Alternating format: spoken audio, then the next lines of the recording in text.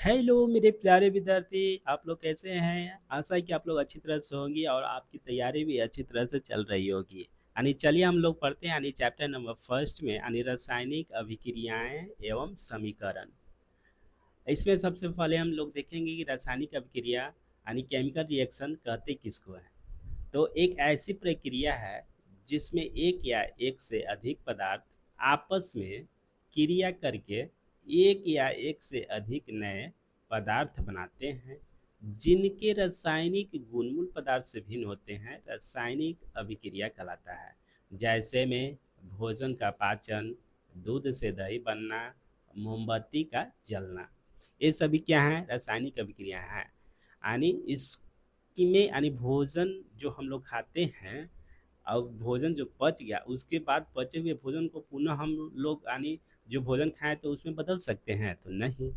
जैसे दूध से दही बन गया तो हम लोग दही से पुनः दूध को नहीं बना सकते हैं।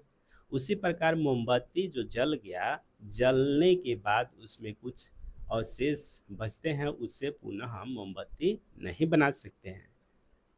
उसके आगे हम लोग देखते हैं अभिकारक यानी रिएक्टेंट। वे पदार्थ जो रासायनिक अभिक्रिया में भाग लेते हैं वे अभिकारक कहलाते हैं। और उत्पाद किसको कहते हैं? यानी प्रोडक्ट।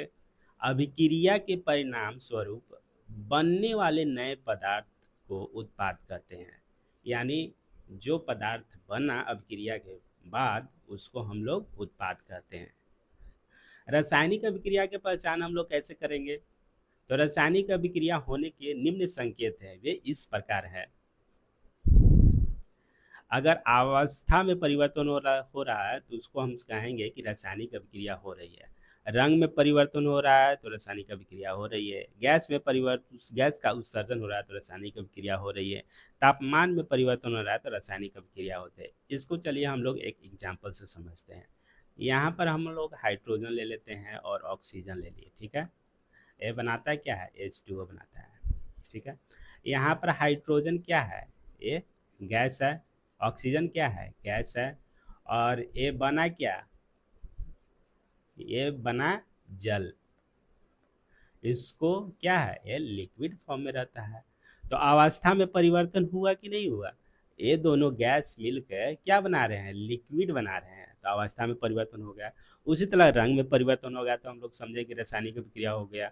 उसी तरह गैस का उत्सर्जन होगा तो हम लोग समझेंगे रासायनिक अभिक्रिया हो गया। उसी तरह अगर तापमान में परिवर्तन होगा तो उसी तरह हम समझेंगे कि रासायनिक अभिक्रिया हो गई है। रासायनिक अभिक्रिया कितने प्रकार के होते हैं? तो फर्स्ट में हम लोग देख लेंगे संयोजन अभिक्रिया। सेकेंड में यानी वियोजन, जिसको हम लोग बोलते हैं अपघटन अभिक्रिया। थर्ड में यानी द्वितीय स्थापन अभिक्रिया।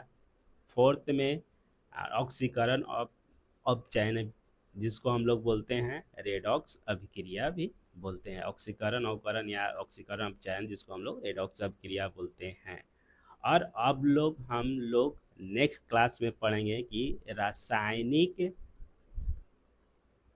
समीकरण कहते किसको हैं? रासायनिक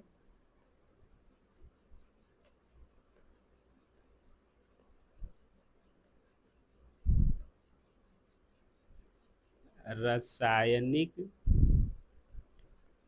समीकरण को संतुलित कैसे करेंगे,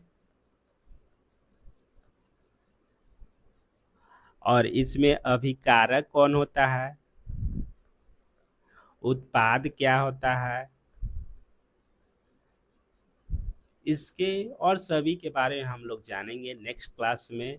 आज की क्लास के लिए इतना ही, ठीक है। Thank you.